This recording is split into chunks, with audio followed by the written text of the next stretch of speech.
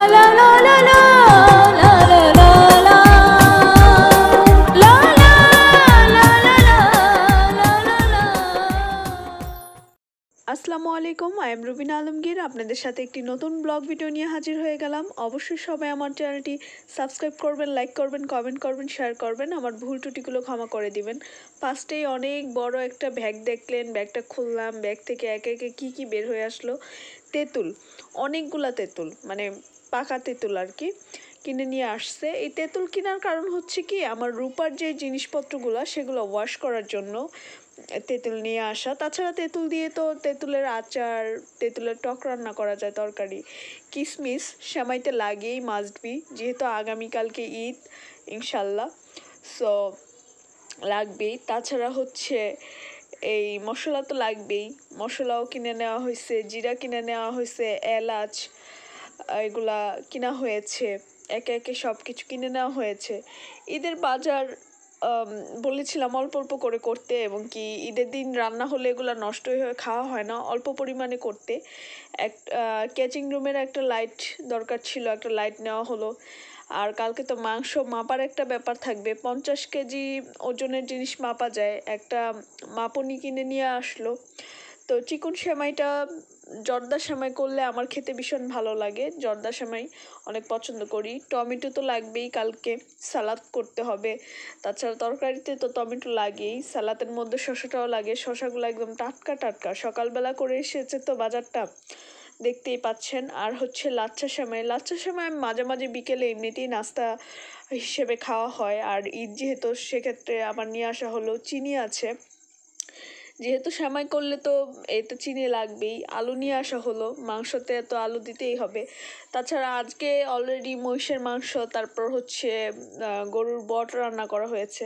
তো এখানে টুকটাক টুকটাক করে এই বাজার, তারপর অনেক বড় একটা ব্যাগ হয়ে গেছে এই বাজারের, মানে টুকটাক বাজার করলেও ব্যাগ পুরো ভরে গেছে। আর এই টুকটাক বাজার মনে হচ্ছে যে কিছুই না, মনে হয় এখানে 200-100 টাকা, এরকম কিছু তা না, 1000 টাকার উপরে চলে গেছে। আসলে বাজারে আজকে আগুন জ্বলছে।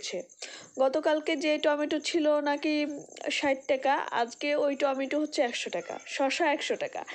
মানে দেশের বাহিরে কিন্তু কোনো উৎসব হলে দাম কমিয়ে দেওয়া হয়, কিন্তু আমাদের দেশে কোনো উৎসব হলে দামটা বাড়িয়ে দেওয়া হয়।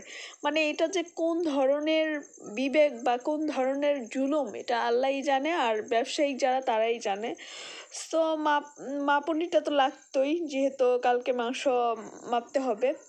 পেঁয়াজ তো লাগবেই, মাস্ট বি, পেঁয়াজ ছাড়া তো তরকারি ভাবাই যায় না রান্না করার কথা। তাছাড়া আমি যেই বাড়িতে আসলে যেই পরিমাণ নাস্তার রেসিপি করা হয় আমার, আদা রসুন এগুলা লাগবেই। কারণ হচ্ছে আমার অনেক রকমের নাস্তা তৈরি করি, মাংস রান্না করি, এটা করি সেটা করি। সো জর্দা সেমাই রান্না করতে গেলে মাস্ট বি হচ্ছে নারিকেলটা লাগে। নারিকেলটা হচ্ছে জর্দা সেমাইতে দিলে ভীষণ টেস্টি লাগে। তাছাড়া নারিকেল নর্মালিও সেমাইতে মানুষ দেওয়া যায়। সো একটা নারকেল নিয়ে আসা হয়েছে, কারণ বলা হয়েছে খুবই অল্প অল্প করে রেসিপিগুলো করার জন্য, অনেক বেশি না। অনেক বেশি করলে কি হয়, একে তো মাংসর ঝামেলা, কোরবানি ঝামেলা, তারপর এগুলো সবই নষ্ট হয়। তো দারুচিনি, এটা তো লাগবেই, এটার গন্ধটা এত সুন্দর, অনেকগুলা নিয়ে আসা হয়েছে, কারণ গরম মশলা এগুলো ছাড়া তো হবেই না। তেজপাতা, এগুলো, তেজপাতাটা হচ্ছে সেমাইতেও লাগে, সেমাইতেও দিতে হয়, পোলাওতে দিতে হয়, মাংসতে দিতে হয়, সো লাগেই তো।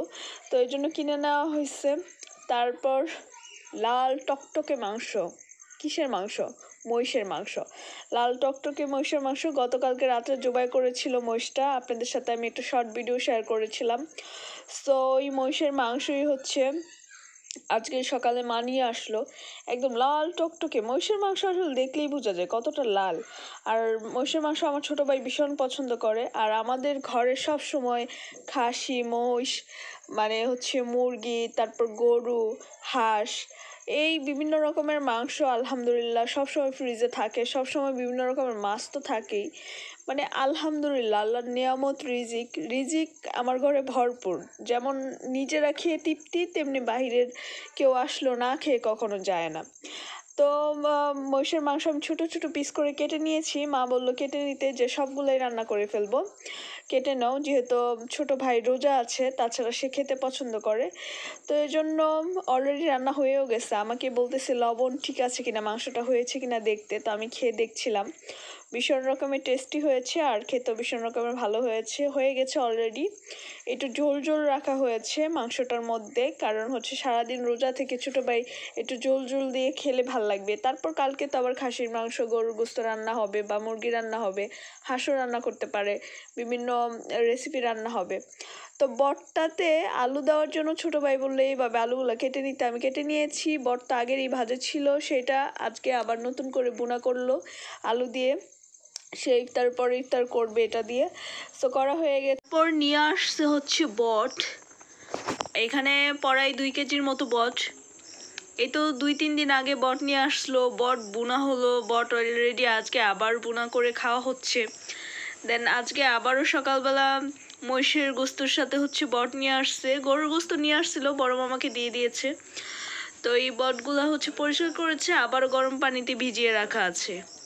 বট আসলে খুব পছন্দ ঘরের সবারই, আমার ছোট ভাই পছন্দ করে, আমি নিজেও খুব পছন্দ করি। আচ্ছা, আর এত কিছুর পরে কি মিষ্টি মুখ না করলে হয়? ঘরে তো ফল ফুল থাকেই, আমটা ঘরে সবাই পছন্দ করে, মিষ্টি আম নিয়ে আসলো মা। তো আশা করি আজকের ব্লগটি আপনাদের ভালো লেগেছে। আল্লাহ হাফেজ।